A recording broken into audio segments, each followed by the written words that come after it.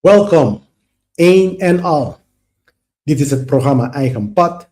Deze show bespreekt de onderwerpen van het menselijke bewustzijn, moraliteit, manipulatie, natuurwetten, het occulte en alle kwesties die de vrijheid van de mensen op aarde beïnvloeden. Mijn naam is Tramm van thegreatworkexperience.com en ik ben je gastheer voor vandaag. Welkom allemaal. Bedankt dat jullie er weer zijn. We zijn er weer fris en fruitig en we gaan verder met het Gligamesj Epos. We zijn ver gekomen. We zitten nu in tablet 5. De reis is begonnen. Goedenavond. Dag Anna. We gaan vandaag weer, Bonotje. Dag Gisella. We gaan vandaag weer snel starten. Want ik wil een aantal mededelingen heel snel doorheen, zodat we dan kunnen verder gaan met het Gligamesj Epos. Oké, laat me eventjes sheet erbij pakken. Ja, dankjewel. Voordat wij starten, wil ik heel graag dat jullie naar deze podcast en deze series kijken. De tarot-series en het occulte Bijbel. Dat is heel handig. En ook de gereformeerde cultus van de staat. Dat zijn die 3 dingen. Dat zijn die 3 afleveringen die je daar ziet. Die kan je op mijn website vinden, thegreatworkexperience.com. En je kan het ook op de Pika platform vinden, op de video gedeelte van YouTube. Maar bij mij krijg je gewoon op mijn website is 1 hub voor al deze video's. Specifiek die van mij. Dus ja, je wordt aangeraden in ieder geval. Laten we even heel snel de masterclass bespreken. Die masterclass die gaat starten de 5e van juli. Wat je krijgt van de masterclass is somatische psychologie, NLP, symbolische systemen en tarot. Die worden dan samen gecombineerd tot 1 systeem om de psyche te onderzoeken. Degenen die me een klein beetje kennen, ik ben heel veel van de psychische aspect van de mensen. Want vanuit het occulte weten we dat alles voortvloeit vanuit de gedachte, vanuit je psyche. En de psyche begrijpen is een van de belangrijkste dingen die een denkende wezen kan hebben. Oké? Het begrip van zijn eigen denkproces en het begrip van zijn eigen denken. Van waar zijn ideeën vandaan komen. Niet vergeten, ideeën die sturen het hart aan en het hart stuurt de handen aan. Ja? Dus deze masterclass is bedoeld om de student de tools te geven om zijn eigen psyche te onderzoeken en zijn eigen psyche te begrijpen. Ik zal persoonlijk jou daarin ondersteunen, maar het is een studie die kant en klaar is voor jou om te volgen. En ik zal 1 keer per maand om te beginnen jou daarmee ondersteunen. Zeg maar een videocall hebben met een groep. En dan, dan kan je al je vragen stellen. En je zullen ook, als de student dat nodig acht, 1-op-1 videocalls hebben. Om ook voor de dingen die je niet durft te vragen in de groep, dan kan je het 1-op-1 bespreken. Ik ben al bezig met een aantal mensen, maar niet de tarotklas, niet deze, met een andere. Ja, en die zullen ook waarschijnlijk in deze klas komen. Dus ik heb al 10 mensen, maar voor degenen die nog geïnteresseerd zijn, meld je aan, info@thegreatworkexperience.com. En en wellicht zie ik je dan zeg maar in de masterclass. Het bestaat uit 2 delen. Eentje is je eigen psyche onderzoeken en de andere is iemand anders helpen om hun psyche te onderzoeken. Dus je kan iemand ondersteunen. Dus dat wil ik wel eventjes rustig vermelden. Dit is dan zeg maar de app die je erbij krijgt. Je krijgt een hele mooie app erbij. Deze was ik begonnen in 2019 te bouwen. Godzijdank is het nu eindelijk redelijk af. Eigenlijk het is af, maar ik moet nog een aantal bestanden nog zeg maar erin gooien. Want het is in 4 verschillende talen. Nederlands, Engels, Spaans en Duits. Dat is veel. Ja? En we hebben ook 4 type decks. Dan heb ik de Riders White, we hebben de Toad deck. De Toad is van Alistair Crowley, voor degenen die me kennen. Alistair Crowley voor mij is nummer 1, Alistair Crowley is heel erg bekend in de satanistische kringen, maar de satanistische kringen die begrijpen Alistair Crowley verkeerd. Maar hij is een van mijn favoriete teachers. En natuurlijk hebben we Paul Casey, is ook een van mijn favoriete teachers. En Manly P. Hall, zijn een van mijn favoriete teachers ook. Dus al deze kennissen zitten erin. Dus even kijken, want we hebben hier.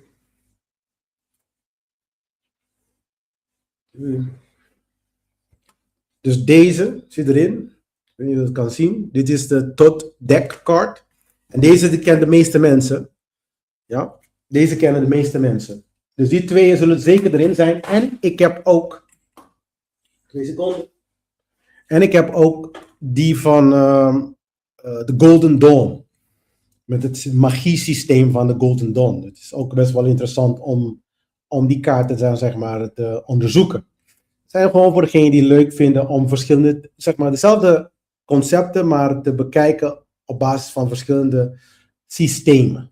Dus het is niet alleen maar één systeem, niet alleen maar één taal. Dus het is meertalig en ook de systemen zijn ook verschillend. Dus je ziet ook daar, als je dan zeg maar over die kaart gaat, dan vertelt hij dan zeg maar de symbolieken van de kaart en aan de rechterkant komt een hele verhaal van de kaarten. Dus alle symbolieken worden besproken, et cetera.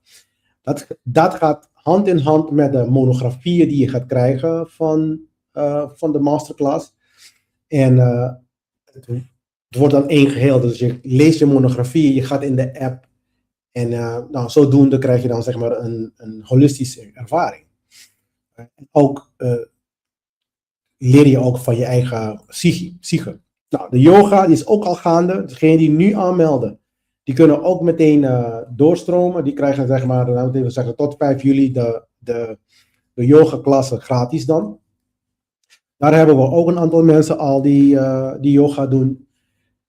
En dus je krijgt ook een platform. De mooie van deze yoga is dat je krijgt niet alleen maar de pose. Want mensen zien de pose als een soort gymnastiek. Maar yoga is geen gymnastiek, mensen.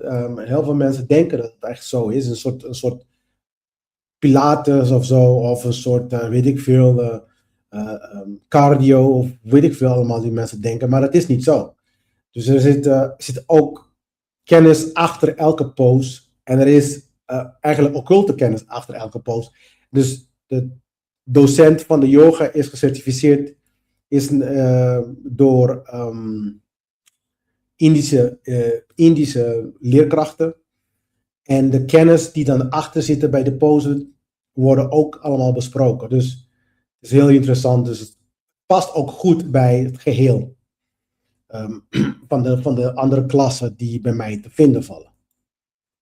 En dan hebben we natuurlijk de detox. Een gezonde lichaam, gezonde brein.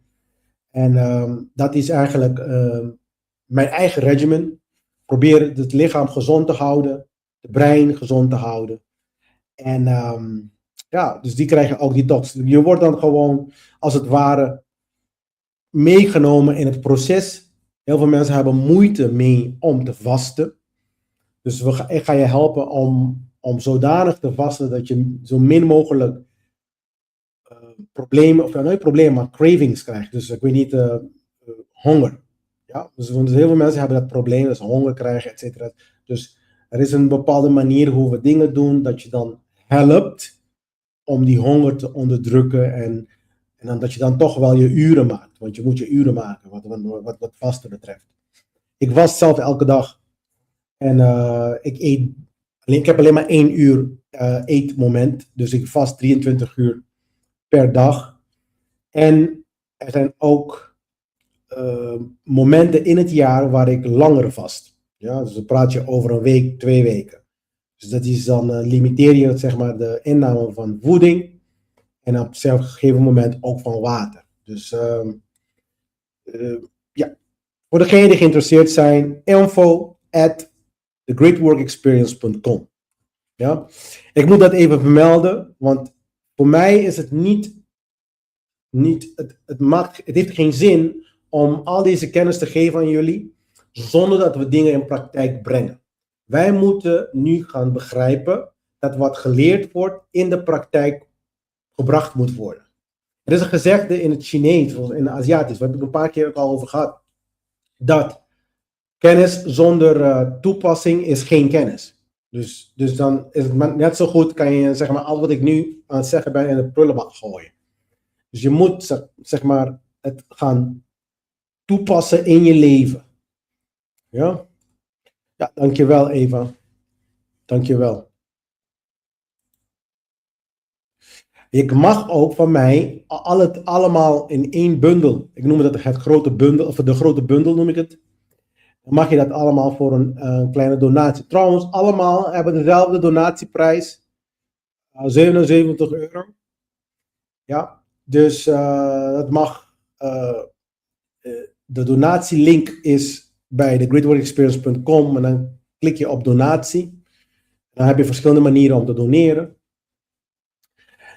Je moet begrijpen, dit zijn allemaal symbolische prijzen, want op deze manier probeer ik natuurlijk de groep mensen een beetje zeg maar, serieus te houden. Want ik heb in het verleden meegemaakt dat de mensen, ze zijn zuigers. Ze nemen al mijn energie en dan zijn ze niet serieus bezig. En dat probeer ik dan zeg maar te voorkomen door een prijs erop te zetten. En ik weet dat in Nederland vooral, elke euro telt, elke dubbeltje telt. Dus dan krijg je alleen maar serieuze mensen. Oké, ja, dankjewel. Dankjewel. Even, ja, dan kunnen jullie naartoe gaan. Even is altijd daar met informatie. Oké. Niks is nieuws onder de zon. Dit is een gezegde die eeuwig voor de Bijbel trouwens is, zegt men dit. Dus dit komt niet uit de Bijbel. Als jij dit al in de Bijbel hebt gezien, dan begrijp ik het wel. Maar dit is voor die periode al lang zeggen mensen dat. In fact, vanaf het begin van de mensheid zeggen we dat. Zeggen de mensen dat.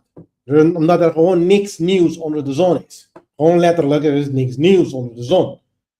Ja, dat betekent ook dat de waarheid objectief is. Ja, het was zo, het is zo en het zal altijd zo zijn. Met andere woorden, morgen komt de zon gewoon normaal in het oosten weer. Ja, die gaat weer op. Dus, en dan gaat het dan vervolgens weer onder in het westen. Dus, op basis daarvan begrijpen we ook wel dat waarheid objectief is. Het is niet relatief. Mijn waarheid, jouw waarheid is op zijn hoogst. Op zijn hoogst. Een eigen opinie. En opinie, zoals we allemaal weten, is niks waard ten opzichte van waarheid. Waarheid zijn feiten. Het is niet mijn waarheid, jouw waarheid, bullshit. Dat is ik ga je zo ook een beetje erin. Want ik praat over deze dingen over mijn hele series heen. Dit is een manier van manipuleren. Kijk, zolang je dan zeg maar je eigen waarheid bullshit hebt, dan kunnen ze jou manipuleren. Want dan is er altijd een vraag van... Het is een hele discussie over dingen die eigenlijk heel simpel zijn. En heel erg duidelijk en heel erg klaarblijkelijk zijn. Dan komt er discussies die eindeloos discussie over. Dan zie je het op de televisie en dan zie je het op, weet je, dan gaan mensen erover discussiëren. Want je ziet ook de domheid mee gemoeid wordt. Dus dat mensen gewoon moeite hebben om gewoon normaal te denken. En dan denken ze dat het ook allemaal wat ze vertellen allemaal logisch is. Hè? Maar niks is nieuws onder de zon, mensen. Dit is geen religieuze presentatie. Dit denk ik dat dit, voor degenen die mij elke week al volgen, dus dit is duidelijk nu, denk ik. Ja? Ik ben niet een nieuwe kerk aan het opzetten. Ja, ik ben niet pro-christendom, pro-jodendom of pro-islam. Ja. In feite, religie moet gewoon weg. Dit is het probleem ook met de wereld. Religie is het probleem van de wereld. En religie, wanneer ik religie zeg, bedoel ik ook politiek. Ja? Dus jouw favoriete politieke partij. Ja? Degene die dan zogenaamd moet komen om ons te verlossen van al die problemen van de wereld. Is een religie. Je bent in een cult, in een kerk. En de pastoor van het kerk nu in Nederland heet Slette, of Jette. Ik noem hem altijd Slette. Ja? En daarvoor waren er ook andere, ja, ik weet het niet, halfgebakken mannen. Die dan zeg maar aan de macht, of in hun hoofd aan de macht waren. Een echte macht hadden ze niet. Het zijn echt letterlijk Mongolen die daar, ik kan gewoon niet, ik krijg gewoon, ik word gewoon hier heel erg geïrriteerd van, omdat mensen zich gewoon laten meeslepen in dit idioterie.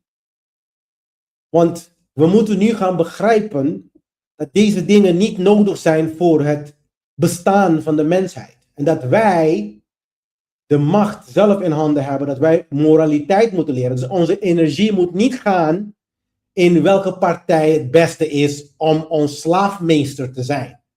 Onze energie moet gaan in het begrijpen dat wij soeverein zijn en dat ieder individu moet zich nu gaan moreel handelen. En er zijn manieren om dat uit te voeren. En het enige moment dat wij dit niet kunnen doen is op het moment dat deze instanties nog er zijn. Omdat ze er zijn, krijgt de mensheid niet de kans om te groeien en te evolutioneren. Evolutie is gebaseerd op onze absolute vrijheid.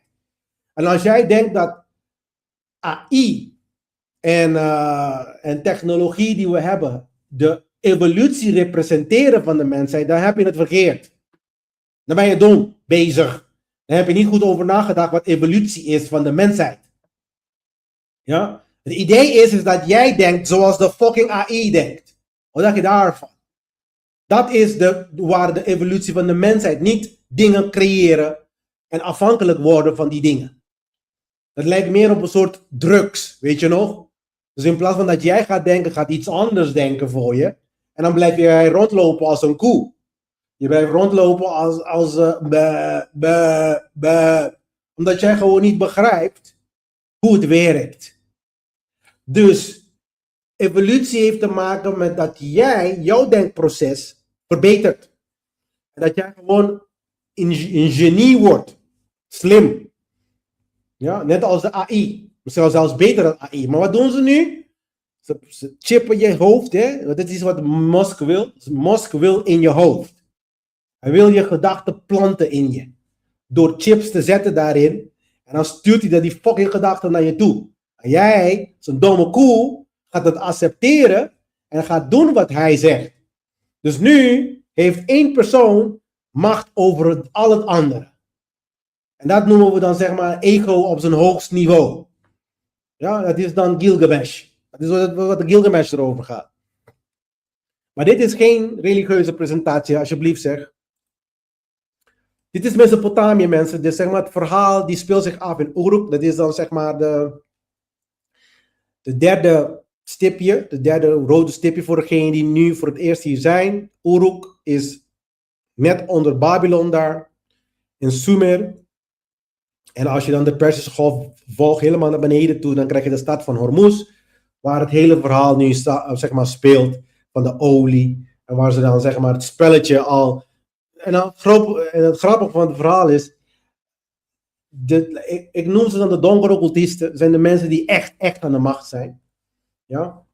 Die spelen het spel al duizenden jaren op dezelfde plek. Dat is hier, in de buurt van Mesopotamië. Daar wordt het spelletje gespeeld. Jij hebt niet je eigen gedachten. Jij hebt een judeo-christelijke gedachtegang. Als ik dat, want in het Engels zeg het judeo-christian. Ja, dus het is een jode-christelijke gedachtegang. Ik hoop dat dat een goede vertaling is. Het is vrij vertaald. Maar ik hoop dat jullie mij begrijpen. Dus het komt uit het Midden-Oosten. Jij verwacht Jezus, dat is dan dus een Jood, die als koning zal zijn over de hele wereld. Klinkt dat überhaupt logisch? En dan gaan we weer met de fucking koning. Dus voor Nederland zou dat betekenen dat we Willem-Alexander gaan vervangen met Christus. En als je dit, met een monarchie ook nog eens een keertje. Ja, met al die dictatorschap, al die onzin. Ja, en als je dit logisch klinkt voor je, dan heb je je huiswerk niet gedaan. Dan moet je je huiswerk nog gaan doen. Dan moet je niet als een klein kind meer gaan denken. En dat is wat ik bedoel ook met evolutie. Wij moeten verzorgd worden door papa en mama. Ja? Papa is links en de linkse partijen. En mama zijn de rechtse partijen. Het is altijd links en rechts. Altijd verdeeldheid. Dat kan in principe religie heel goed doen.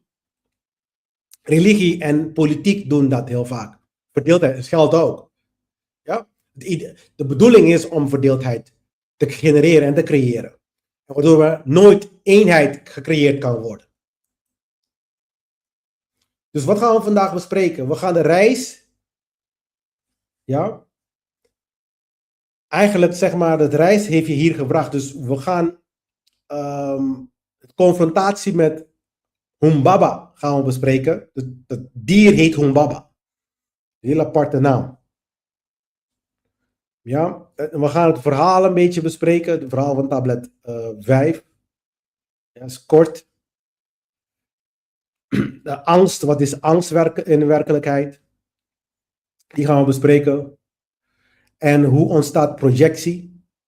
Heel vaak je angsten zijn op basis van jouw eigen projectie. En dan waarom illusies grenzen beschermen. En hoe je eigen monster wordt opgebouwd. En wat gebeurt er als jij niet de reis neemt? En aan het moment van doorbraak. Dan gaan we, dit soort dingen zijn de onderwerpen van vandaag. En dus ik hoop dat jullie van gaan genieten. Dus dit vraag ik elke week. Wat als jij niet bent wie je denkt dat je bent? Laat me het even zelfs anders zeggen. 90% als het niet meer is van jouw gedachten, die waren geprogrammeerd door een ander. Ja? Dus andere mensen hebben de gedachtegang, dus je hebt nooit de tijd gehad om jouw eigen software, wat ik dan noem je brein, ja, dus je software, te verfijnen. We kunnen niet, en het is natuurlijk een beetje logisch om tot deze conclusie te komen, 100% je eigen gedachten hebben. Dus altijd, je hebt dingen gehoord van op het nieuws of bij mij of bij een ander. Maar de bedoeling is dat je ook elke onderwerp, want dit is dan de trivium methode die we ook in de masterclass bespreken, dat je dan zeg maar een onderwerp helemaal erin duikt. En dan praten we over bijvoorbeeld als je universiteit en een wetenschappelijk onderzoek traject neemt, dan vertellen ze je dan dat je dan minimaal 30 bronnen moet hebben van waar je dan je kennis uithaalt. De trivium methode gaat verder dan dat. We moeten niet alleen maar 30 hebben, we moeten vele malen meer dan 30 hebben. 30 is zelfs niet genoeg.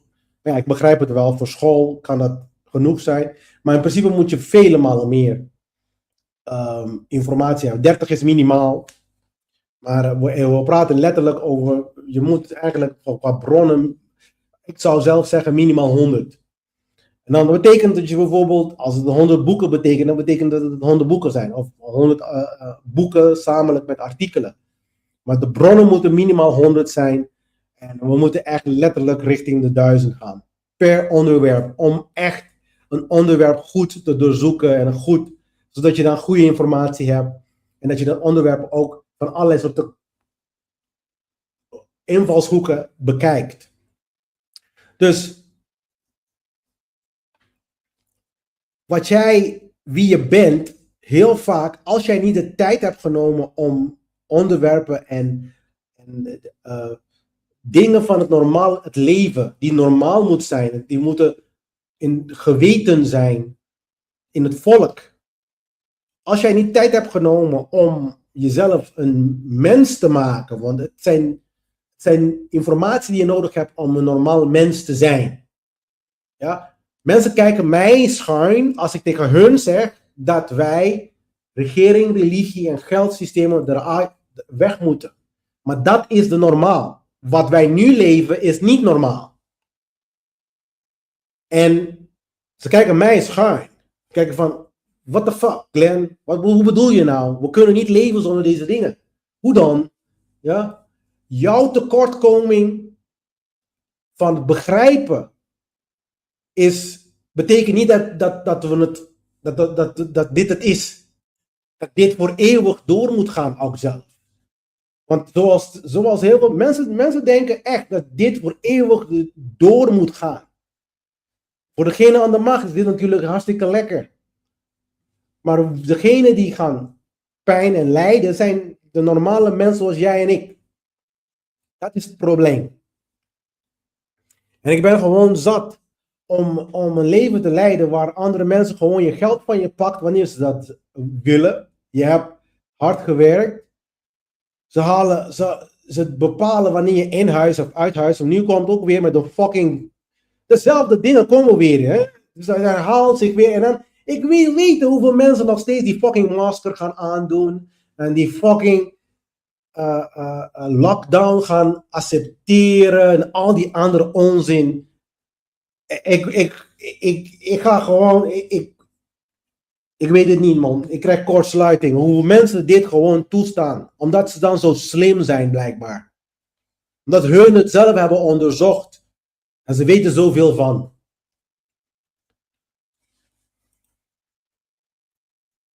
Ga je vertellen, jongen. Als jij gewoon zelf gezond bent. Ja, dan kan al deze dingen jou niks doen. Ik ben al 20 jaar... En dat bedoel ik ook met de virus corona bullshit. Ja?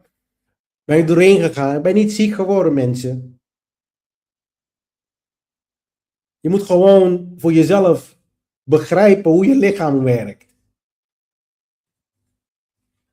En dan ga mij niet vertellen dat ik troep in mijn lichaam moet stoppen, zodat jij je kip kan blijven vreten. Dat is niet eenheid. Dat is domheid. Dus jij wil jezelf helemaal naar de malle moeren. Je wil dood, want je haat jezelf. Je begrijpt niet dat je voor jezelf moet zorgen. Je haat jezelf. En omdat je van jezelf haat, verwacht je dat een ander het probleem voor je oplost. En dat is niet hoe de werkelijkheid werkt. En dat is, al mijn werk is hier gebaseerd. De werkelijkheid is gebaseerd op jouw input. Wat jij erin gooit, dat krijg je terug. En wat wij gezamenlijk erin gooien, dat krijgen wij terug. Wat hebben we al besproken? We hebben ego besproken. In de tablet 1 is de ego, Gligamesj. De schaduw is verschenen. In tablet 2 is Enkidu. En de reis is begonnen. En dus nu komt de confrontatie. Dus de punt is hier.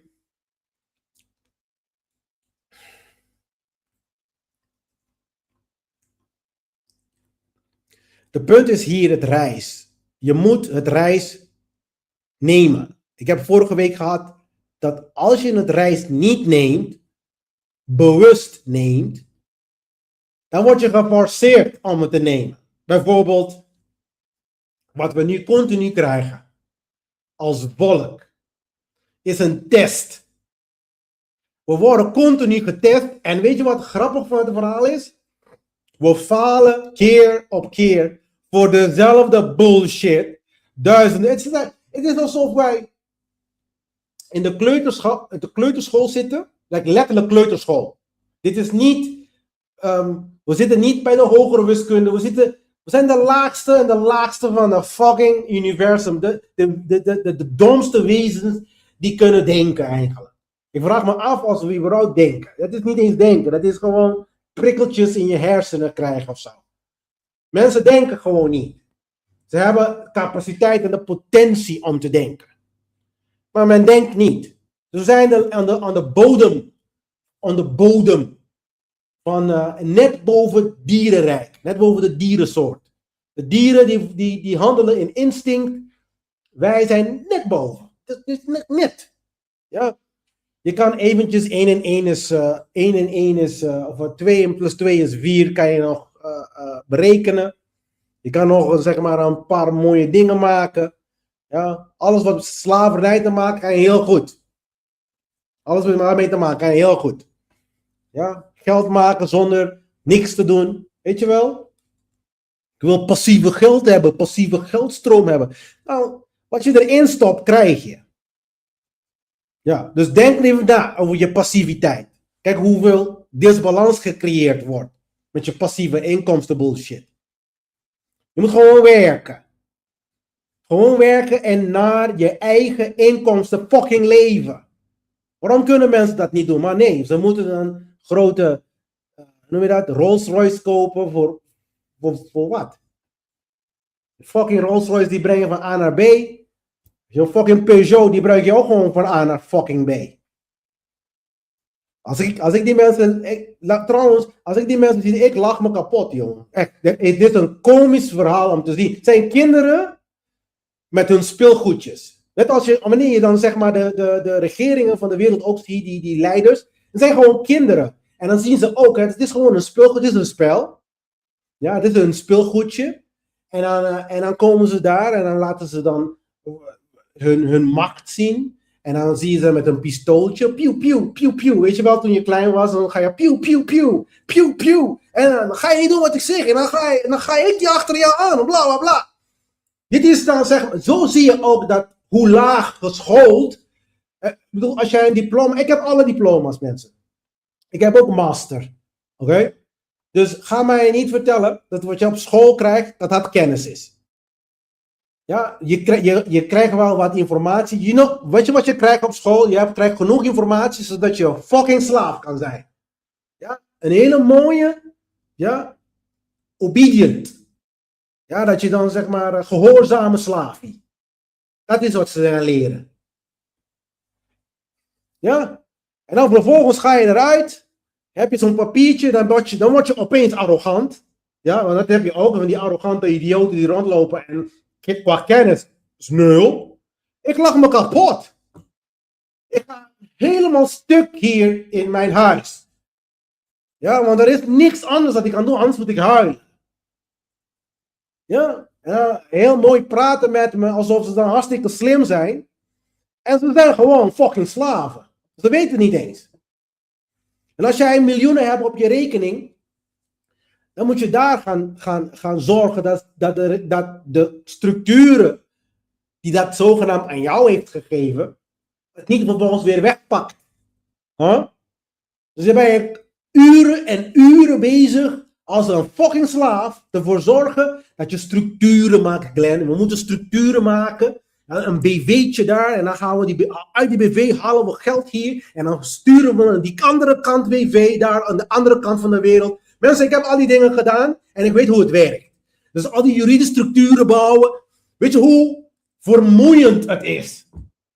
Waarom betaal je gewoon niet? Betaal ze gewoon geen cent.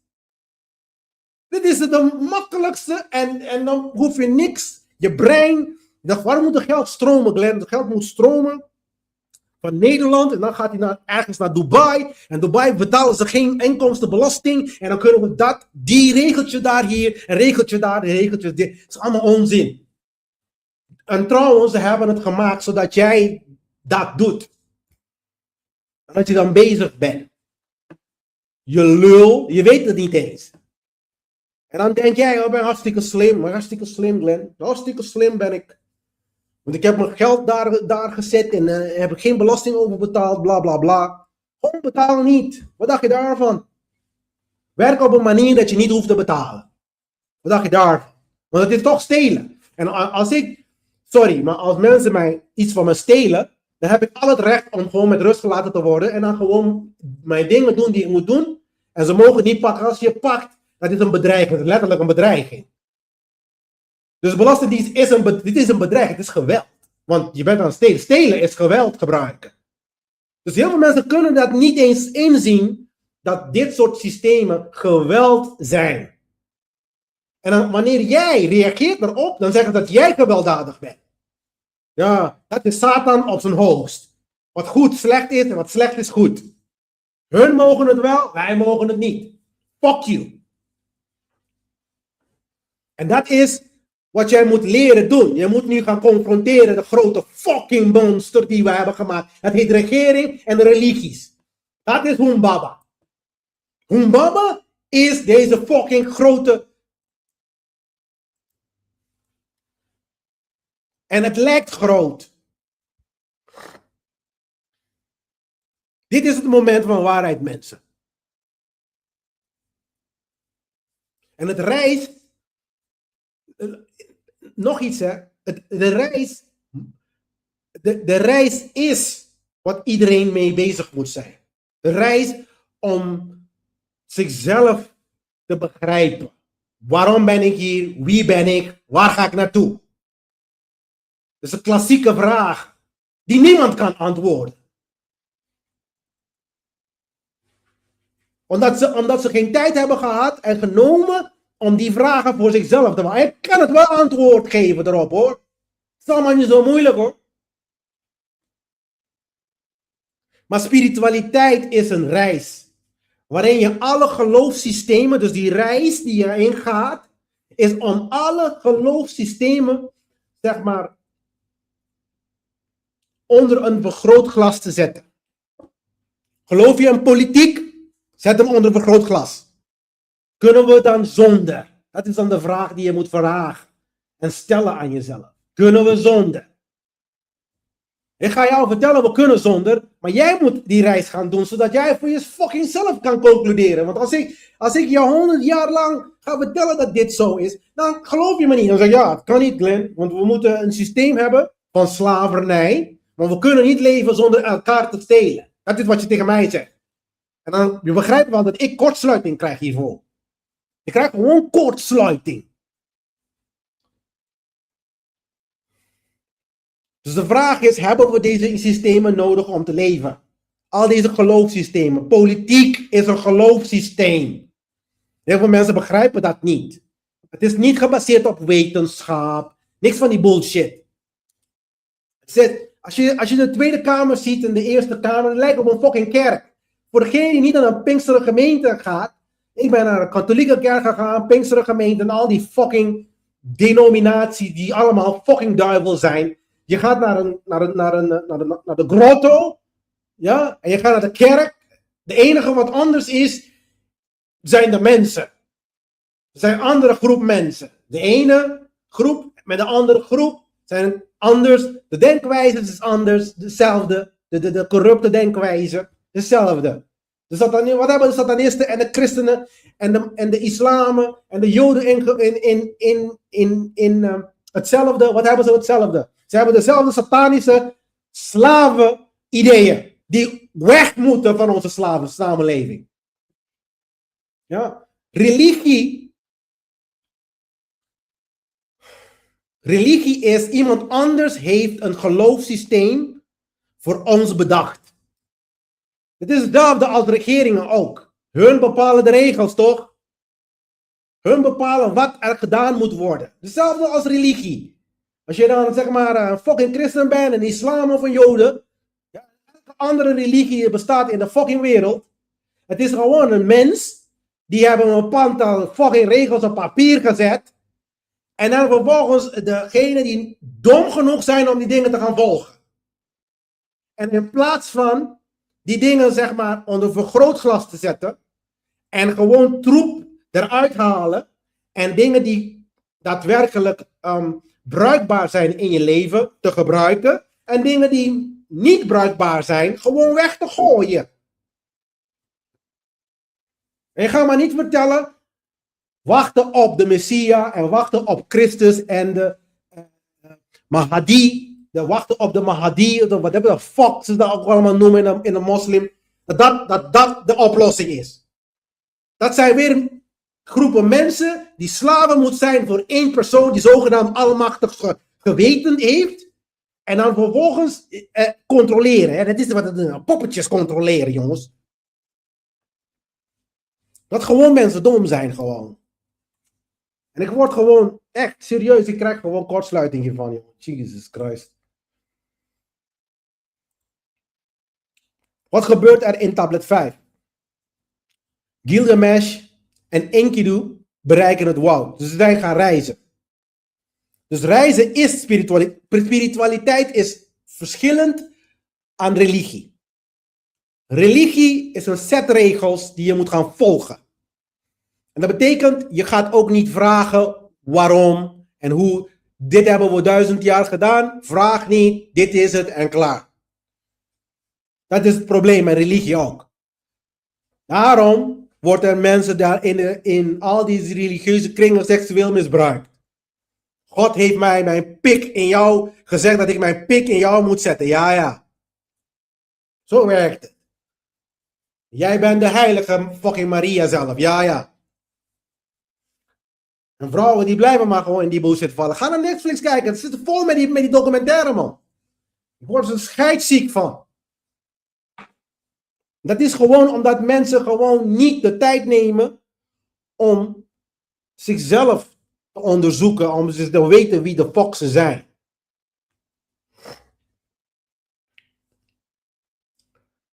Dit is dan de spiritualiteit, de reis. Je moet een reis maken. Je wordt beproefd. Er is een test. Voor degenen die niet begrijpen, de fucking virus is weer een fucking test. De universe laat deze dingen toe om te kijken van, gaan ze weer hun slavenmeester luisteren? Of gaan ze naar de wetten van de natuur luisteren? Dat is dan dus de vraag.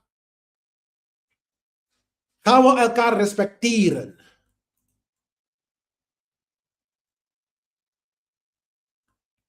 Krijg hier een bericht dat Jehovah-getuigen in Spanje niet eens meer hun geloof mogen uitoefenen. God zij dank. Heel eerlijk. Dat is maar waar over de hele wereld. Gewoon het hele geloofssysteem weghalen. Niemand mag uitvoeren die bullshit. Iedereen moet denken nu.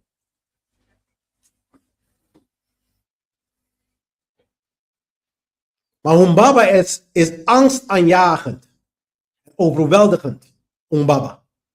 En Humbaba bewaakt de grenzen. Je gaat zo zien. Dat brengt twijfels. Wat mensen nu krijgen. Wanneer ik zeg tegen hun van. Stoppen met mietje doen. Stoppen gewoon met mietje doen. Stoppen gewoon als een mietje te gedragen. Stoppen gewoon als een fucking mietje te gedragen. Stoppen gewoon als een fucking mietje te gedragen. Maar ga mij niet vertellen.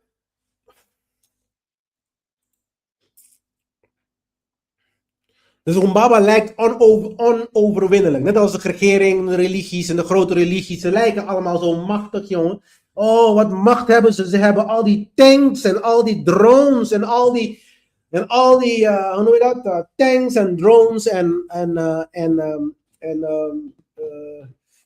vliegtuigen en pistolen en geweren. Piu, piu, piu, piu, piu, piu, piu, piu, piu, piu, piu, piu, piu. Het is kleine kinderen gewoon. En vervolgens vernietigen ze alles.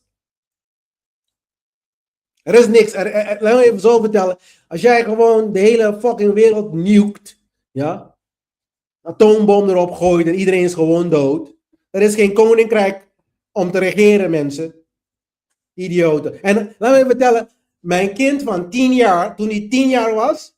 is tot die conclusie gekomen. Ja, maar als we zo blijven doorgaan met vechten en iedereen dood vermoord, ja, er is dan geen mensen om over te reageren. Dat is een boodschap voor de, zeg maar, de regeerders van de wereld. Een kind van 10 jaar is met die conclusie gekomen.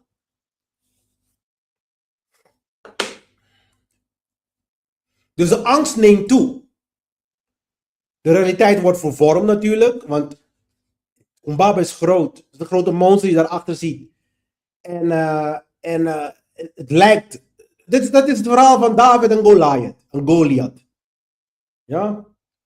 Maar op een gegeven moment, Shamash helpt. Shamash, vergeet niet dat vorige week had ik over Ninsun. En Ninsun was de moeder van Gilgamesh. En die heeft gebeden naar de goden. In dit geval Shamash. En Shamash gevraagd om Gilgamesh te beschermen en te helpen. Ja? Want Umbaba is door de goden zelf, dit is een hele belangrijke punt van het hele verhaal, is door de goden zelf in de oerwoud gezet. Om de oerwoud te beschermen. Ja? Dus, en Gilgamesh kon niet, zeg maar, Umbaba overwinnen, of winnen van Umbaba, als Shamash niet ertussen is gekomen. Dus Shamash, die heeft de wind beweegd, de hogere kosmische orde, dus grijpt dan in. En op basis daarvan is de doorbraak gekomen. Ja? Dus de goden, in dit geval Shamash, die zag dat Gilgamesh en Enkidu moedig genoeg waren, ja, om er tegenin te gaan. En toen heeft ze besloten om te helpen. En dat is ook heel bijzonder hier, want ik heb daar in aanhalingsteken 12 gezet. 12 winden is dan gestuurd om Umbaba te verslaan. 12 winden. Ja? Vergeet niet dat we hebben gesproken over de nummer 12 in de serie van de Bijbel ook. Hier komt de 12 weer naar voren. 4000 jaar voor de Bijbel geschreven was. Oké? Dus je gaat me niet vertellen dat de Bijbel uit de lucht is gevallen door God zelf. Dit zijn gewoon mensen in die regio van Mesopotamië, die hadden dezelfde gedachtegangen, die hebben dezelfde scholen gehad. Er waren dezelfde tradities daar langs in de buurt. Dus die dingen zijn voor hun niet raar. De cultuur wordt gebruikt sowieso om al deze boeken te schrijven. Dat is toch logisch? Als iemand nu een boek schrijft, hij probeert iets uit te drukken en een les over te brengen. Ja. Als ik weet het niet, de woordgebruik op basis van de cultuur en op basis van de gewoontes van een cultuur. Zo worden die teksten geschreven, zodat dat cultuur het kan begrijpen. Toch? Het is allemaal geen raketten wetenschap. Dus de 12 winden, die verwijzen weer naar de 12 zodiacs. De 12 maanden van het jaar. De 12 constellaties, waar de zon doorheen gaat elk jaar. De 12 Olympians, de 12 apostelen, de 12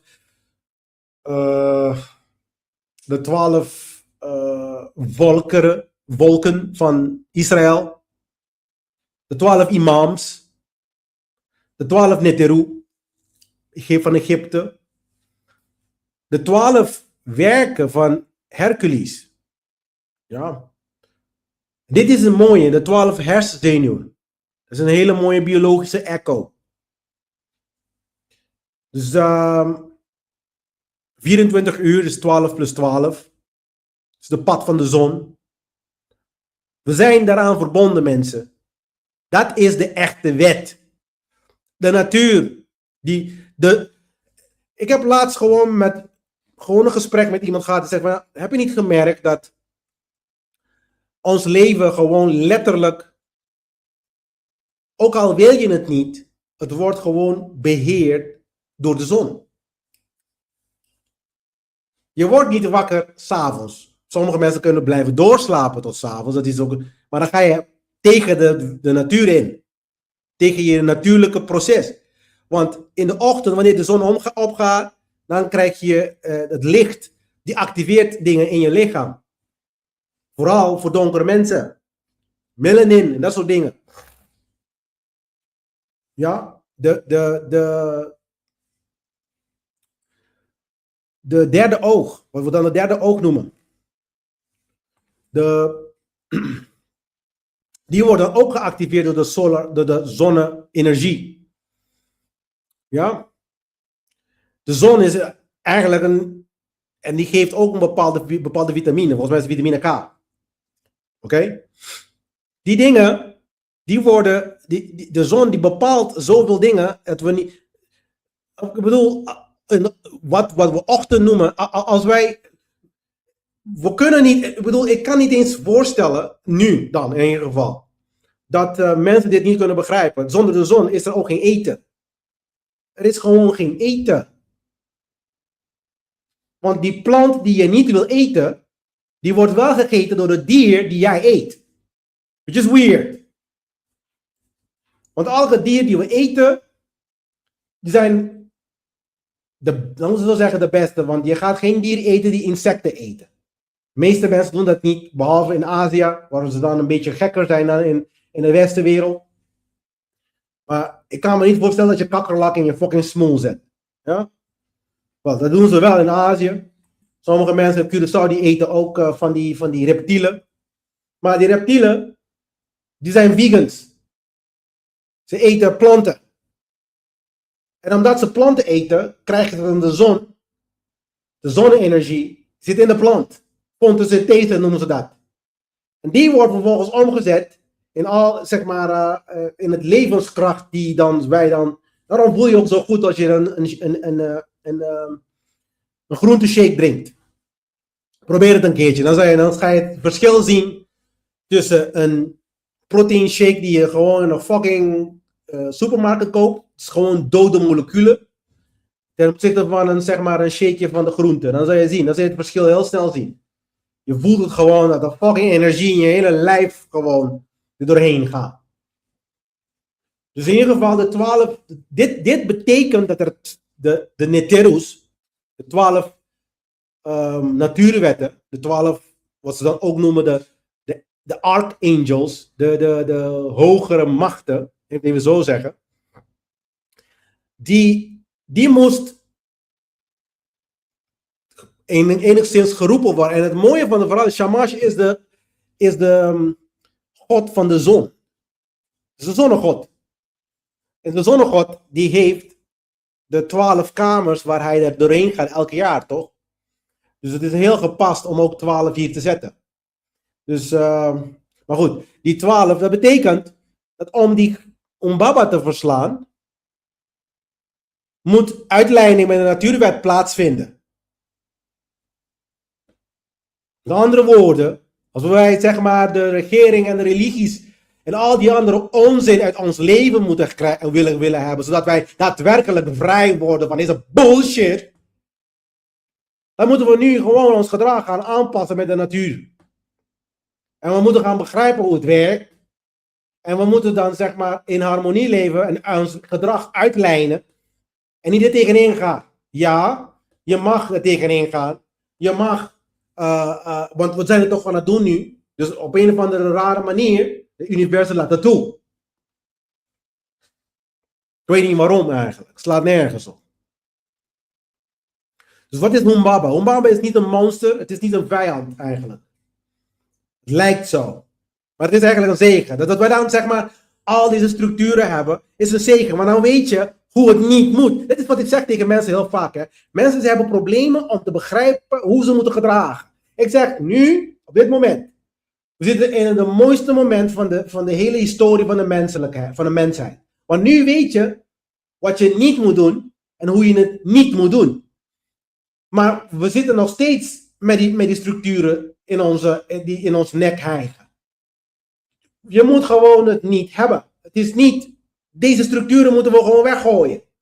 We weten precies wat we niet moeten doen. We moeten deze dingen niet doen. Dat is wat we weten. Dat is heel makkelijk. En dan doe je al het andere. Zolang zeg maar respect wordt getoond aan elk individu. Elk individu is soeverein. Een land is niet soeverein zoals ze het willen portretteren in het zin van juridische structuren. Je hebt niet gemerkt dat juridische structuren allemaal, ik weet het niet, het bestaat in het hoofd van de mens. Ja? Het land, de wereld is op zichzelf staand iets. Hij heeft mensen hun wetten niet nodig ja. En het is op zijn hoogst die dingen die we schrijven, afspraken. Maar afspraken is wederzijds. Dus dat betekent ik als individu, niet als regering, als individu heb een afspraak gemaakt voor iets. Als individu. In mijn regio waar ik woon. Niet als een fucking land. Gewoon in mijn regio. Dit stukje land is van mij. En klaar.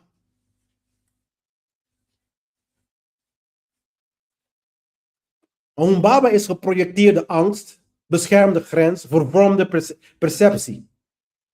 We zien deze angstjagende monster, dat we dan regering noemen, religies en geldsystemen. We denken dat hij heel machtig is en dat het alles is in het leven. Dat we dat allemaal de hoogste respect moeten tonen of zo. Je moet erop spugen.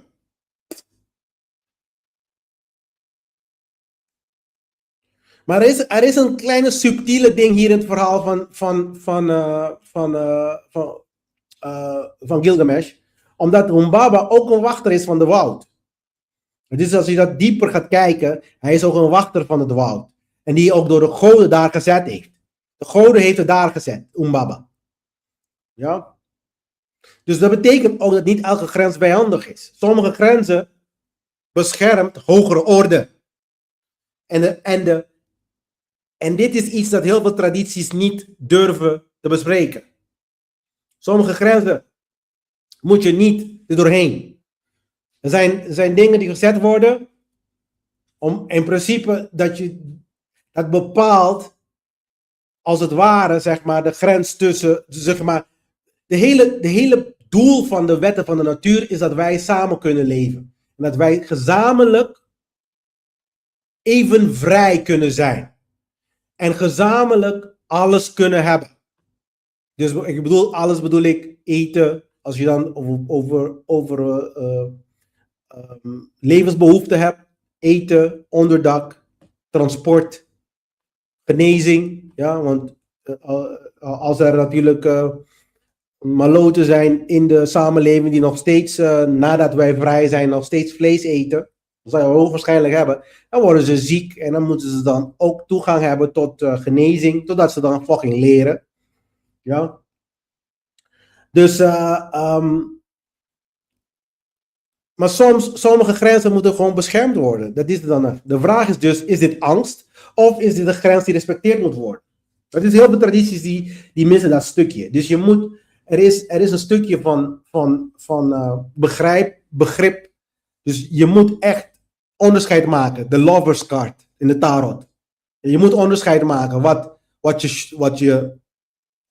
wanneer het Humbaba is, als in een soort van geprojecteerde angst, en wanneer dat een poort is van het heilige zelf.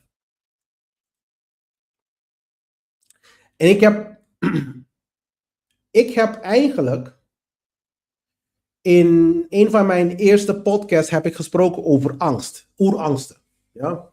Maar hoe werkt angst eigenlijk? Je denkt vooruit, je vult in, en ik praat hier over jij. Er is niemand anders, jij in jouw eigen fucking hoofd.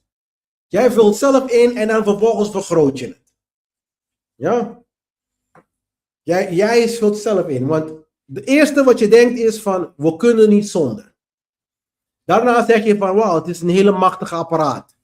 En dan je creëert een beeld. Net als bij de ego. En dan verdedig je die shit alsof je leven ervan afhangt. Dit is het punt. Ja? Religie werkt precies hetzelfde ook. Ja? Heel vaak komt door angst. Je sluit je aan bij religie door angst. Want je wil natuurlijk, als jij in de Jodendom bent, dan wil je natuurlijk, in de Jodendom hebben we niet specifiek een hemel of een hel waar we naartoe gaan. Maar ze praten wel over, zeg maar, dat je cadeautjes en zo kan vragen van God. In de islam, volgens mij, krijg je dan, zeg maar, die 7 maagden. Ja? Dus het is een cadeautje, weer. En christendom is dan natuurlijk naar de hemel gaan, is ook weer een cadeautje. Ja, en als je dat niet luistert, dan krijg je die dingen niet. Dus het is altijd belofte voor iets. En dan angst in injecteren eigenlijk. Dus dezelfde techniek die ze nog steeds gebruiken. Maar daarom zie je ook op televisie al die mensen met mondkapjes en al die bullshit. Ja, ze creëert een bepaalde erg situatie. Ja, dus dat is eigenlijk, en dan creëer je dingen voor jezelf en dan geloof je zelf erin. Jij met jij en jij. That's it. Er is niemand anders die dat al, helemaal in je hoofd. En dan ga je dat, zeg maar, dus de angst creëert en vergroot zeg maar, angst wordt gecreëerd en vergroot door geloof. Want je gelooft erin. En daarom moet geloof gewoon uitverbannen worden in een samenleving. Je moet niet geloven, je moet de reis van spiritualiteit ingaan.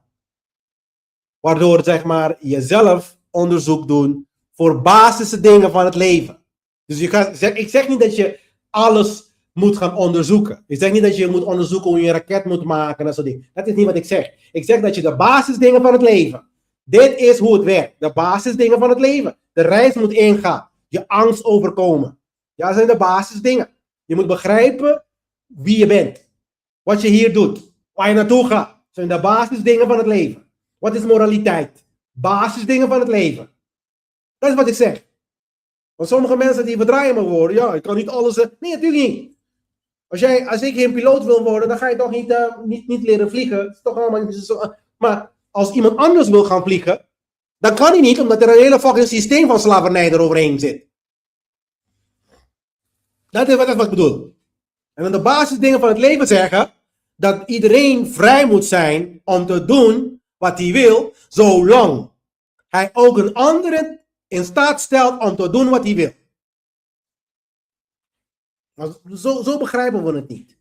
We denken dat we politie nodig hebben, militairen, om dit te hebben in het leven.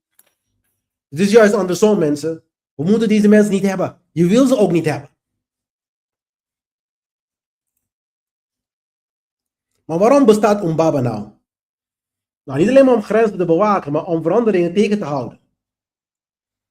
Nu begrijp je het. Waarom we dan duizenden jaren op dezelfde punt zitten qua evolutie van de mensen. Mensen, technologie reflecteert niet onze evolutie. Trouwens, als we dan heel erg technisch en concreter en wetenschappelijk willen zijn. Het is alleen maar 2% van de bevolking. Ja, die deze technologie maakt of krijgt. Want ze hebben het ook zelf niet gemaakt. Zo slim zijn de mensen, niet vergeten. De mensen, hun denken is net een klein beetje boven het dierenrijk. De diereninstinct. Nog net. Dus in de bodemgedeelte van de goden. Wat we dan de goden noemen. Heel vaak krijgen we deze technologieën zelfs. Er zijn 2%. De Mark Zuckerberg van de wereld. De Elon Musk van de wereld. Ja. Het is 2% niet eens. Niet eens 2% van de hele wereld. Dus dan kan je ook zien dat de meeste mensen gewoon domme koeien zijn. Er is geen evolutie plaats. Niet eens 1 grammetje van evolutie plaatsgevonden in de fucking samenleving. Want de ene 2% die dan al deze dingen zogenaamd geweldig brengt voor het goede van de mensheid. Ja? Met al die patenten en al die dingen waar je niet mag aankomen. Dus jij mag. We zijn zo geweldig, we kunnen raketten maken. Maar ik wil ook een raket maken. Kan ik het maken? Nee, kan niet. Je moet via hun gaan, je moet licenties vragen en al die andere onzin. Ja, maar Glenn, de lucht moet allemaal gecontroleerd. Ja, want het kan ook gedecentraliseerd zijn. Want vroeger zeiden ze ook, je moet altijd servers hebben. En nu hebben ze dan zeg maar blockchain. Ja, gedecentraliseerd. We hoeven allemaal niks centraals te hebben. We kunnen ook op basis van gedecentraliseerd alles bereiken. En geloof me, als ik weet dat er daarboven een raket is, dan ga ik daar echt niet mijn raket erop schieten hoor. Zodat die kapot gaat. Ook een Mongool doet dat dan.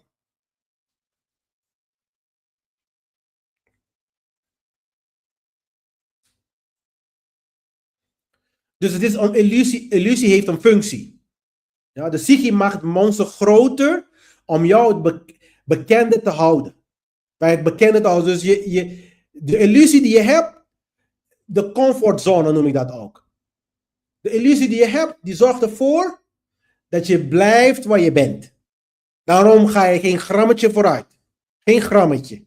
We zijn al 4000 jaar. Ja, 4000 jaar. Verder, vanaf het geschreven van deze verhaal. Zeg maar, eigenlijk zijn de tabletten gevonden 4000 jaar geleden. Het verhaal bestaat nog langer dan 4000 jaar. Dus we zijn langer dan 4000 jaar. Langer dan 4000 jaar. Geen grammetje vooruit gegaan. Letterlijk van boonga boonga gegaan. Om gewoon een beetje normale spraak. Een boonga boonga is iemand van de grot. Die in de grot leeft. Met een weet je, van de Flintstones. Boonga boonga. Boonga boonga. Letterlijk van dat. Ja. En dan zitten we nu zeg maar zo. Te typen. En voor de rest niks. Want die computer die je ook voor je hebt. Dat is ook gemaakt voor die 1%.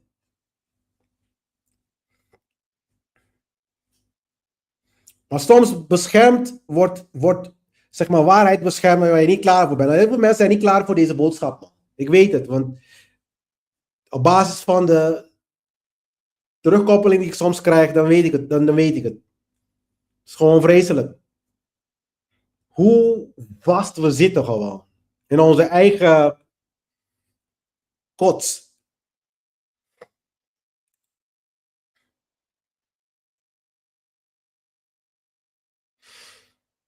En ik wil ook iets zeggen hè, over religie eigenlijk. Religie en politiek en zo. Hè. En dit is iets want dit is wat angst ook genereert. Want dit is ook of in stand houdt. Ja? Want als ik bijvoorbeeld, als ik een christen ben en jij bent een jood of jij bent een moslim. En als de weg naar God alleen maar één is. Er is maar één weg naar God. Ja? En als de moslim, laten we zeggen, de moslim heeft de ware weg naar God. Dat betekent automatisch dat mijn weg, die ik dan beschouw dat de weg is naar God, verkeerd is. En dat hij de echte weg is, toch? Want anders was die persoon ook een christen. Dus in zijn hoofd, hij heeft gelijk en jij heeft geen gelijk. En andersom precies hetzelfde. Je zie je ook christenen die lopen rond. Ja, we moeten Christus hebben, maar anders komen we niet naar God. Wie zegt dat? Dat is nummer 1. Ja? Wat een weird, rare ideeën. Als ik dan diep in ga, is het nog gekker. Het wordt ik krijg alleen maar kortsluiting trouwens. Maar ik kan wel begrijpen, want ik was daar. Totdat ik dan genezen werd van deze kanker. Want het is een kanker. Voor de brein. Maar als ik gelijk heb of een ander gelijk heeft en de ander die heeft dan automatisch geen gelijk. Dan zijn mensen fundamenteel, worden dan tegenover elkaar gezet. Fundamenteel. Het is hetzelfde als links en rechts partijen. Als jij zeg maar meer geneigd bent voor zaken, et cetera, dan ben je automatisch meer aan de linkerkant. Een beetje meer liberaal. En ik heb al 100 keer gezegd, liberaal is geen vrijheid, hè.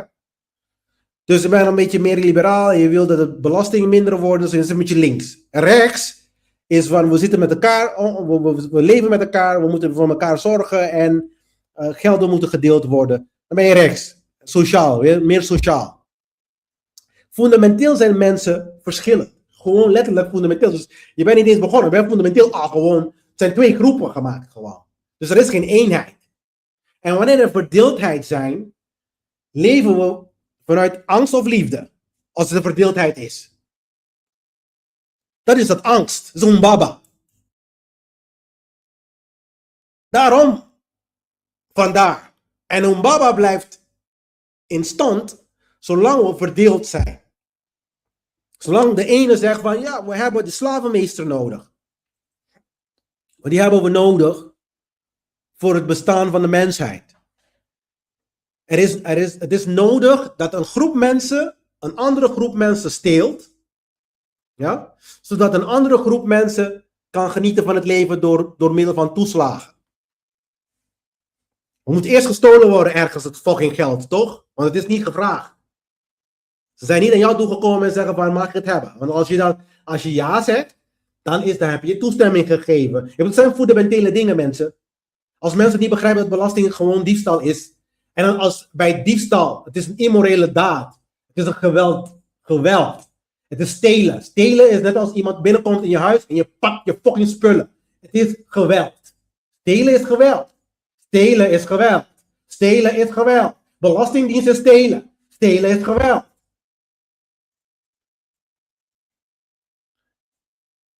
Het is alsof ze dan zeg maar binnenkomen en een fucking pistool op je hoofd zetten. Het is vergelijkbaar.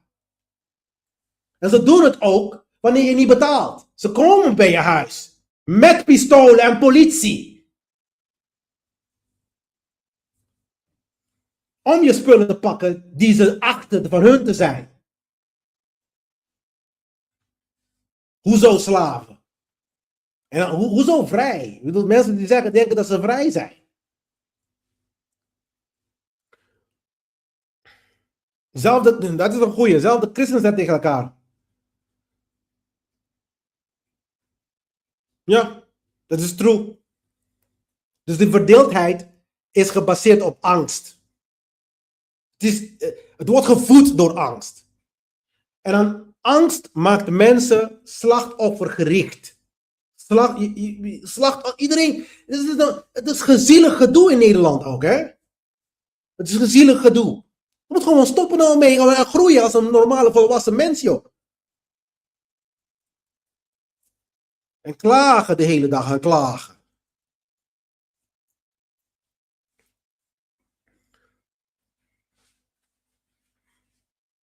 Dus waar zie je dit? We kunnen vanuit angst, mensen, vanuit angst nooit echte vrijheid bereiken. Nooit. Het moet uit liefde. Men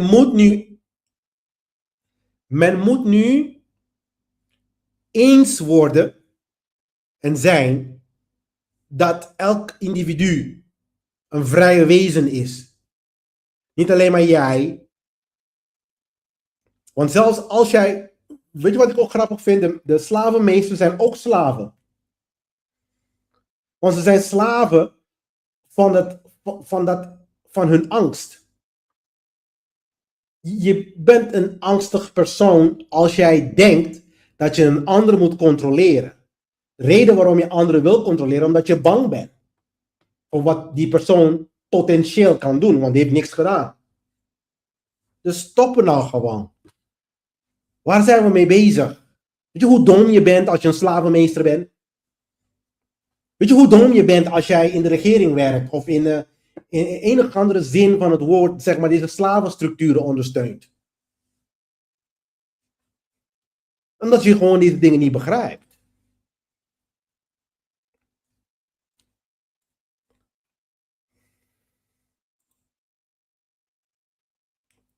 Dus het psychologische aspect hiervan. Uitstelgedrag. Vermijden van gesprekken. Dat heb ik heel vaak. Mensen vermijden gesprekken. Met mij heel vaak ook trouwens. Maar dan komen ze met een bullshit. En als ik dan een paar vragen stel. En dan is het vraag te veel denkwerk. Dan zie je ook gewoon de chip. Dan zie je gewoon, zeg maar, een soort van wolkjes er uit hun hoofd komen. Dan kan je net zo goed, kan ik het editen. Letterlijk editen in mijn video editor. Ja, die wolkjes, het is te veel, Glenn. Vermijden daarvan. Niet kiezen en blijven hangen. Op dezelfde plek. 100 jaar later ben je gewoon zelf. Mensen op Curaçao ook, man. Je gaat op Curaçao 20 jaar later en de mensen zijn precies hetzelfde, doen precies hetzelfde. Ze denken precies hetzelfde onzin. Ja? Ze zijn geen grammetje vooruit gegaan. Of niet eens in hun denkwijze. Laat staan in de dingen die ze bereiken in het leven. Mensen, het heeft te maken met jezelf, hoor. Het heeft niks te maken met waar je bent in de wereld. Veranderen voelt te groot voor die mensen. Wat gebeurt er als jij niet verandert? Dus als wij deze dingen blijven houden. Ja. En als wij deze. Daarom zeg ik ook altijd, hè, als wij deze regeringen en religie en zo dingen. Als we deze dingen blijven houden.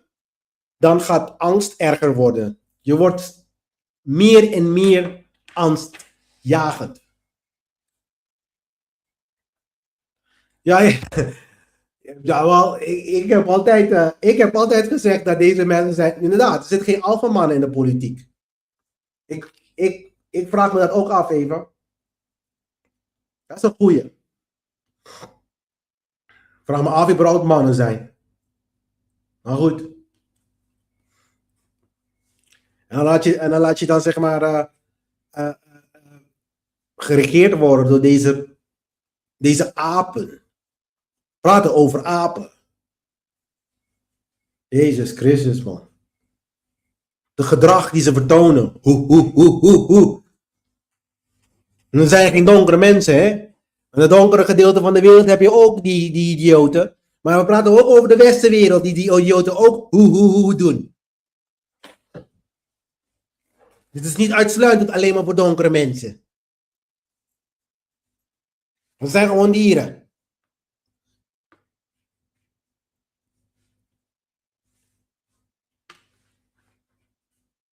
Dus de angst komt in lagen ook, hè. Als je blijft waar we zijn, als we niet vooruit te pruimen zijn, dat betekent als we niet begrijpen dat we deze dingen weg moeten, dit gaat gebeuren. De angst komt dus in lagen, hè. Verwachtingen, herinneringen, projectie, je gaat projecteren en dan blijf je in die circuit. Daarom zijn we meer dan 4000 jaar in deze bullshit. Ja? Het wordt alleen maar erger. De angst piekt. Het komt, je komt van corona naar Hatta en Hantai en wat nog meer. En Corolla en Toyota virus, al deze fucking virussen die komen eraan. Ja? En het wordt alleen maar angstjagender. Oh, meer angst indouwen in mensen. Ja? Gewoon meer en meer en meer. Dus het wordt alleen maar meer. Spanning loopt op. Groepen gaan tegen elkaar botsen en vechten. Komt oorlog. Verlamming en geloof. Meer geloof. Ja, laten we het doodmaken in naam van God. Bullshit. En het zijn niet alleen maar. Weet je wat het is ook, hè? Mensen denken dat op een of andere rare manier denken mensen dat alleen maar ik krijg ook angst als ik christenen zie tegenwoordig. Want wat de christenen vroeger hebben gedaan, ja, het is niet eens, het is niet beter. Wat ze nu aan het doen zijn, ook in de naam van God, oorlog voeren. Geen enkele groep die oorlog voert. Trouwens, als je oorlog voert, dit is iets, een side note, hè. Als je oorlog voert, hè, voor je God, dan is je God best wel zwak. Want hij kan zijn eigen oorlogen niet voeren. Dus ik zou zeggen, denk even over na, over dit zinnetje. Misschien moet je die God niet aanbidden wanneer je dan zeg maar voor hem zeg maar andere mensen moet gaan vermoorden. Dat is wel grappig, hè? Er zit een regeltje, gij zal niet vermoorden. En dan vervolgens, dezelfde God die zegt tegen jou, ga maar lekker oorlog voeren. En steel vooral de buit die achtergelaten wordt. Steel vooral, steel. En dan vandaag tot de dag van vandaag, mensen stelen elkaar.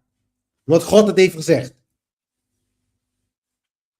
En dan vragen we ons zelf af, waarom kunnen we niet een vredige leven op aarde genereren en creëren? Omdat er nog steeds mensen denken die heel erg slaven zijn van hun angst. Van hun baba. Angstig. Ze zijn angst.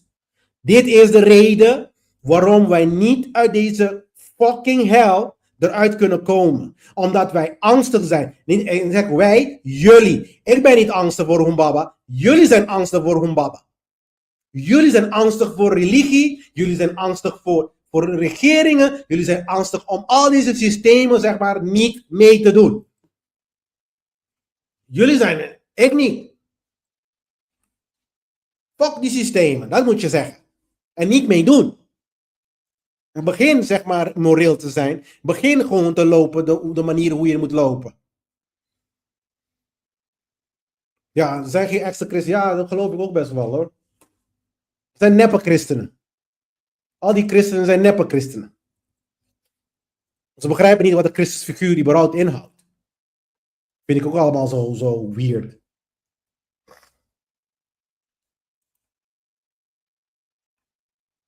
Maar de waarheid is dat het monster was niet wat je dacht. Het is minder groot, minder machtig, minder echt.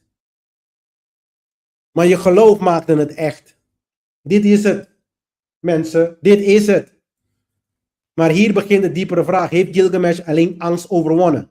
Want ik zeg ook, hè, als we dan klaar zijn met het hele serie, met alle tabletten, er zijn 12 tabletten, we zijn met tablet 5. Ja? Gilgamesh heeft Umbaba overwonnen en daarna gaat hij dan op zoek naar onsterfelijkheid, maar op de ego-versie. De onsterfelijkheid van het lichaam. Ja? Dus eigenlijk is de verhaal van Gilgamesh een verhaal van falen. Dat zie je ook, hè, als je in de ego. Dit is een les voor de mensheid al meer dan 4000 jaar geleden. De ego, als je op basis van de ego handelt in de wereld, je gaat verliezen.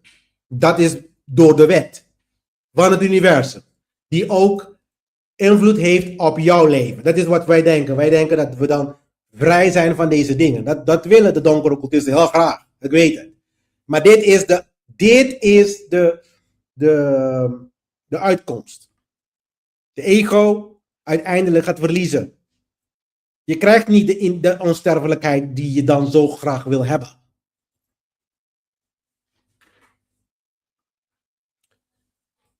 Hij heeft ook een heilige grens geschonden, hè? De natuurwetten. Mensen, individuele soevereiniteit bijvoorbeeld.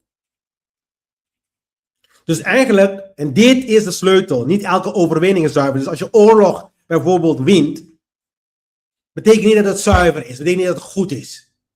En dit is de sleutel. Betekent niet dat je recht had over. Soms laat het universum dingen toe om jou een les te leren. En de vraag is, leer je die fucking les? We draaien ook dezelfde cassettebandjes van angsten, herinneringen en overtuigingen of in ons hoofd. Die programmering moeten we doorbreken en opnieuw opbouwen. Dit doe je in 1 dag. Ja, ik begrijp niet dat je dat bedoelt 1 dag, Eva. Want 1 dag, ik denk niet dat je de programmering, dit is Eva die stuurt dan zeg maar een bericht. Hij zegt van dat de meeste mensen hebben dezelfde geloofssystemen eigenlijk, als ik dat mag samenvatten. Overtuigingen die in hun hoofd draaien, continu, die ze zichzelf projecteren en groter maken. En dan zegt hij van daarna dat in 1 dag, dit doe je in 1 dag. Het doorbreken daarvan. Ik denk dat de mensen, zou wel willen dat ze in 1 dag kunnen breken, Eva. Heel eerlijk gezegd, ik denk niet dat het in 1 dag gebroken kan worden. Heel eerlijk.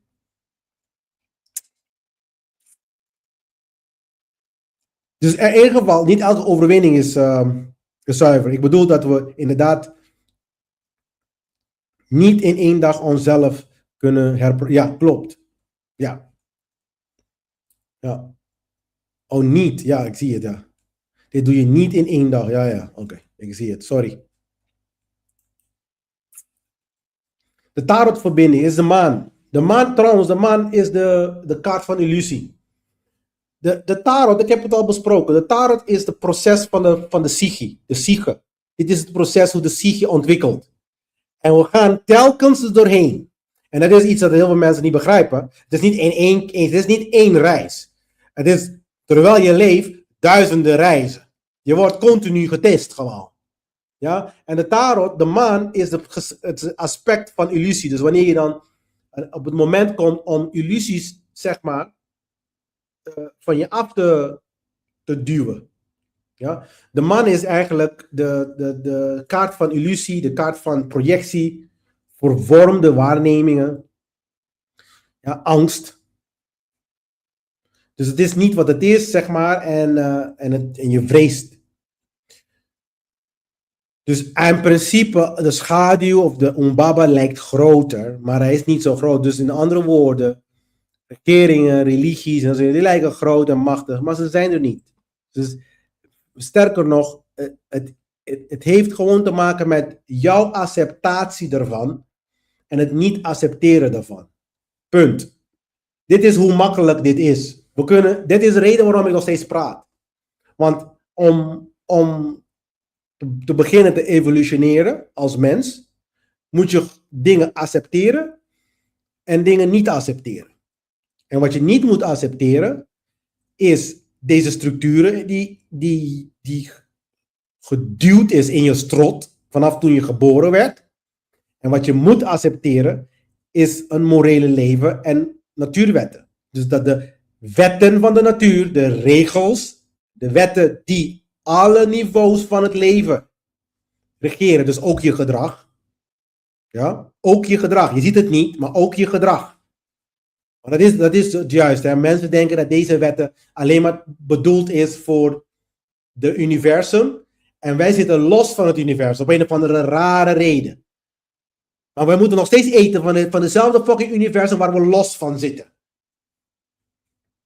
Ja, daarom hebben we die problemen die we hebben ook nu. Het is gewoon, ik ga niet eens erin, man. Dus we hebben een paar kaarten ook al gehad vanaf de tablet 1. Op de maan toont de illusie. De duivel, hadden we vorige week ook over gehad. Dit is de binding. Ja. De dwaas toont de moed om de reis te gaan doen. En de toren breekt het beeld. Dus wanneer je dan niet kiest, wanneer je kiest, dan ben je de dwaas, de fool noemen ze dat. Of de ziel, de soul. Ja, die start het proces. En de toren, dit is wanneer je dan niet wil bewegen, wanneer je wil blijven staan. Dit is de reden ook waarom de 9/11 is gebeurd, waarom coronavirus uitbreekt en al die dingen.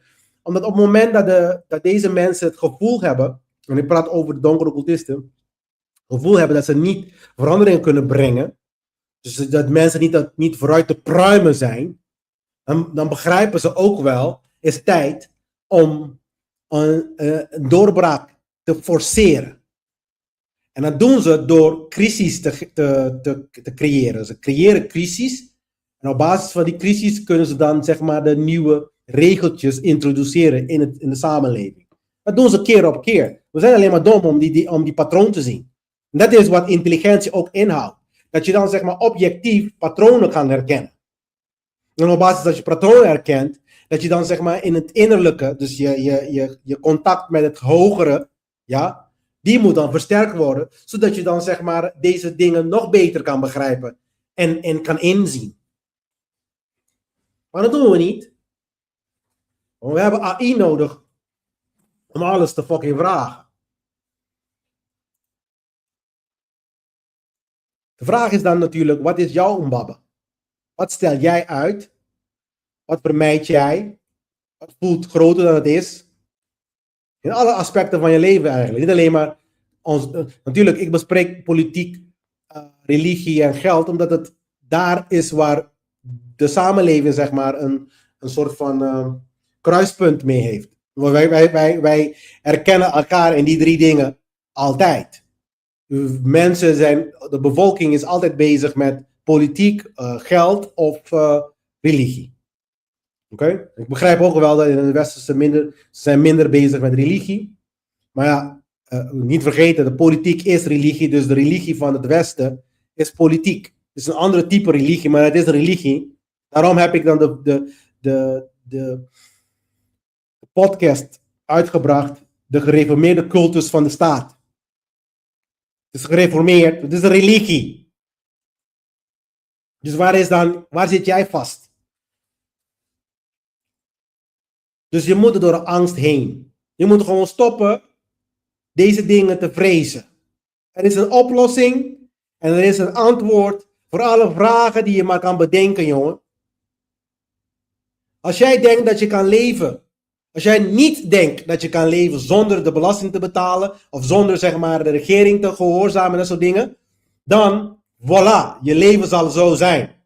En als jij zegt van nee, fuck die shit, ik neem dit niet aan, ik ga dat niet doen, we gaan niet op deze manier in samenleving in, dan ga je dan zeg maar iets aan doen. En dan zal je zien dat er oplossingen komen overal. En dat het lijkt alsof het universum zelf jou ondersteunt. Want het universum ondersteunt degene die moed heeft. Net als Gilgamesh. En dan worden dan zeg maar dingen die groot lijken, worden opeens heel klein hoor. Maar ik wil dat je je ook zelf afvraagt, wat noem ik angst? Ja, terwijl het eigenlijk een heilige grens is. En wat noem ik een grens, terwijl het eigenlijk alleen een angst is. Dus dit is de sleutel eigenlijk. Dit is echt een hele belangrijke sleutel in dit hele presentatie. Het zijn grenzen die niet overschreden moeten worden. Mensen doden is een grens die je niet moet overschrijden. Dat is een grens, individualiteit, soevereiniteit van elk individu. Over de hele wereld.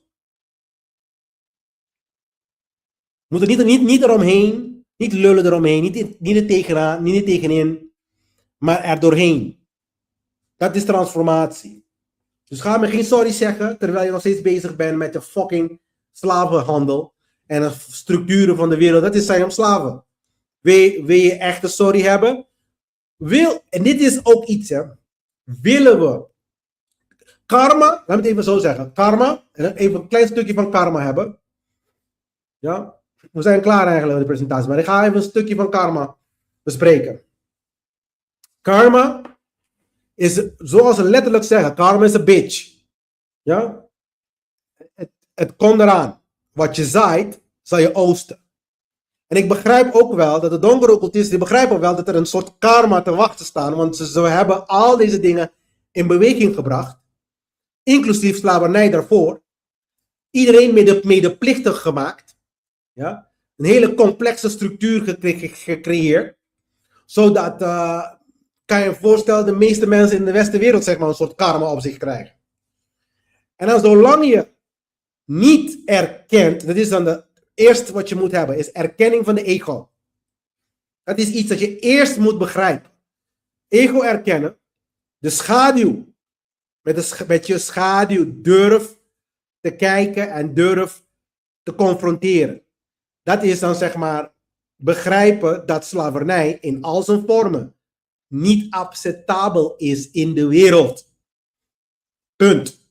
Blanke mensen die zijn ook slaven. Ze denken alleen maar dat ze vrij zijn. Dat heeft niks te maken met de wereld. Het heeft gewoon te maken met domheid van mensen. Ja? Maar we moeten eerst begrijpen wat slavernij is überhaupt. Want men begrijpt dat niet eens. Dan moet je dan zeg maar één kunnen zien, je ego. Waarom moet je dan zeg maar blijven stelen bij een ander, zodat jij jezelf in leven kan houden? Er is genoeg voor iedereen. Op het moment dat je gaat stelen, dan zit je al in angst. Dan zit je al in het gedachtegang al in schaarste. Maar anders ga je niet stelen. Als jij in je gedachten begrijpt dat er genoeg is voor iedereen, dan ga je niet stelen. Ja, begrijp dat. Als je dat eerst gaat begrijpen. En dan begint de reis. Want dat is wat het universum ons geeft. Het geeft ons continu de kans als persoon en collectief om de reis te maken. Dat betekent om te leren van onze vroegere fouten die we hebben gedaan. Van de onzin die we hebben gedaan in ons leven. Ja? Wat gebeurt er nu? Laatste 9/11 coronavirus, al die bullshit. Wat is er gebeurd? We zijn nog meer slaaf geworden. Daarom zeg ik, als je niks doet, wordt het erger en erger. En erger. Ja? Totdat je nou zegt, en dat is het hem juist, de ego, die houdt je vast. Want om Veel mensen, ik loop rond in Nederland ook. Ik vraag, denken jullie dat jullie nu slavernij hoe noem je dat, onderhouden zijn? Dus echt maar slavernij aan het ondersteunen zijn? De meeste mensen zullen nee zeggen. Maar uit liefde vertel ik jullie dit. Ja? Jullie zijn nog steeds, de meeste mensen zijn nog steeds slavernij aan het ondersteunen. De huidige generatie in Nederland. Ja? Het hele idee al, dat je dan Bonaire Nederland noemt, geeft aan wat in je hoofd gaat. Jij denkt echt dat die dingen van jou zijn.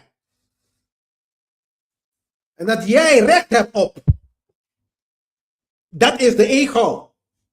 Je hebt jezelf die bullshit verteld. En je gelooft het. Je brengt het over naar andere Mongolen. Die geloven het ook. En dan vervolgens creëer je karma voor jezelf, joh. En karma gaat niet weg. Dus karma gaat niet zomaar weg. Karma gaat weg. En dit is de sleutel. Wat ik hier ook heb besproken. Daarom bespreek ik dit. Dit is de sleutel. Want het is angstig. Het lijkt angstig. Om te genezen van dit soort dingen. Om te zeggen van nee tegen dit soort dingen. Het lijkt angstig. Ja, iedereen gaat door dezelfde Humbaba monster heen, hoor. Als jij zeg maar wil leren en transformeren. Als je wil. Want dat is ook een hele goede wil. Veel mensen willen niet eens. Goed zo, Glenn. Ik ben een slaaf.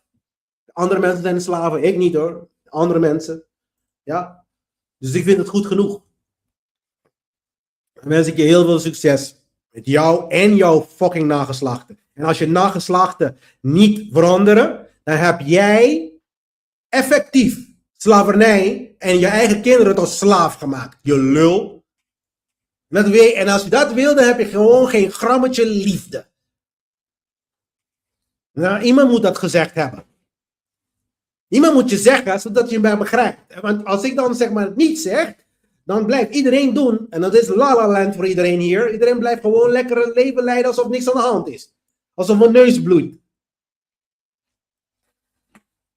Dus we willen gewoon, ik wil niemand beledigen, maar ik wil wel feitelijk zijn.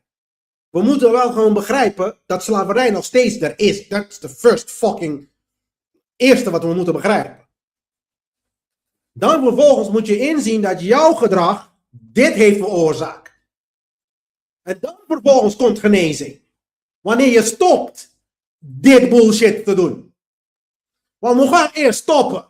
En dan pas gaat karma weg. Karma gaat, zolang deze structuren zijn, gaat karma nergens naartoe.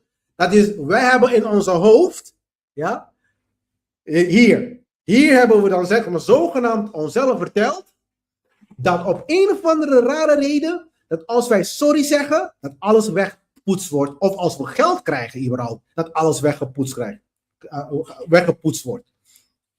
Even anders zeggen. Karma gaat niet weg als geld gegeven wordt ook. Daar ga ik voor zorgen. Dus als de antwoord geld is, gaat niet worden, mensen. I'm sorry. Dat gaat echt niet worden. Dus als jij denkt dat dat het oplossing is. En trouwens, Nederland is zo gierig, die gaan niet eens geld geven. Ik bedoel, het is een fantasie ook aan de andere kant van de fucking koninkrijk. Zo gierig, jongen. We gaan geen geld geven, man. Als ze geld geven, geven ze een dubbeltje. Daarom is er gezegd een dubbeltje op de eerste plek zitten. Jezus Christus, man. Dat Bonaire nog steeds gelooft dat het allemaal gelijk zijn en bullshit. Waarom heet het ook bijzondere gemeente? Betekent, you know wat bijzondere gemeente bedoelt? Wat bedoelt? Het is dit.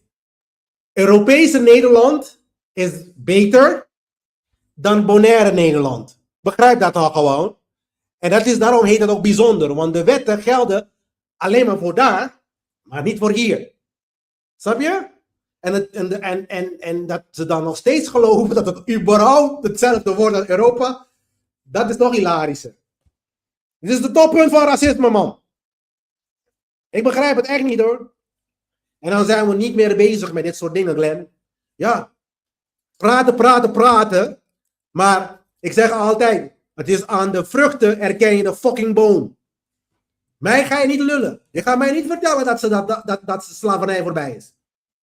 Daarom ben ik hier aan het praten. Ik ben de stem nu van reden, van reason. Want er zijn mensen die rondlopen en zitten in fantasie La La Land, man. La La Land, Efteling. Eftelingenland. Volgende week, de verleiding komt eraan. Tablet 6, verlangen en beheersing. Dit is het. Men verlangt en verlangt. We willen van alles hebben. Worden we slaven van onze verlangen. Na de overwinning, dus Gilgamesh heeft Umbaba overwonnen. En dan komt er weer een test. Again. Dan komt Ishtar. Ishtar trouwens is een godin. En voor degenen die niet weten, wanneer we dan praten over Easter, wat ook Pasen genoemd wordt, verwijst het naar deze fucking godin. Die meer dan fucking voor de Bijbel er bestond. En tegenwoordig, de christenen noemen het in het Engels Easter. Which is Ishtar. Dat is de noord, zeg maar, dat is de ster. De star van David, kan je zeggen. En ik heb daar, verleiding test je opnieuw. Je wordt opnieuw getest. Je denkt van, oh, ik ben klaar. Nee, je wordt 1000 keer getest in je fucking leven, mensen. En ik heb daar een tekst. En dit is belangrijk. Dit is een belangrijke quote van het boek, The Book of Tokens. Ik weet niet dat jullie dat hebben gelezen, maar dat maakt niet uit. Geef dit stukje. Dit stukje is belangrijk. Zie, ik ben het die u heeft beproefd. Dat betekent het universum beproeft de mensheid. Zijn we klaar voor echte wijsheid of zijn we nog steeds als koeien aan het rond idioterieën en pieuw, pieuw, pieuw, pieuw, pieuw, pieuw, pieuw, pieuw, pieuw, pieuw, pieuw. Oh, laten we daar die gestelen en dit doen. Zie, ik ben het die u heeft beproefd. Met veel, onderstrepen veel, subtiele test. Wijs zijt gij. Als u weet dat de subtiele slang van verzoeking in waarheid de gezalfde is. Die u tot bevrijding brengt. Dus het is een zegen. Alles wat we meemaken is een zegen. Het is een test. Vraag is, ga je die test, gaan we slagen of gaan we weer nog steeds naar fucking meer dan 4000 jaar zijn we aan het falen. Als mensheid. Meer dan fucking 4000 jaar. Ik ben hier teruggekomen met nog steeds dezelfde bullshit. Aan het falen en falen en falen. Omdat we gewoon Mongolen zijn. Hier is het. Het is een proef. Wees slim een keertje. Eén keertje in je leven. Het is voor jezelf hoor. Maar goed. Zoals ik altijd zeg. Anu kemne tef. 6. En Maat. Ik hoop dat jullie een leuke presentatie hebben gehad. Tot de volgende week mensen. Tot ziens.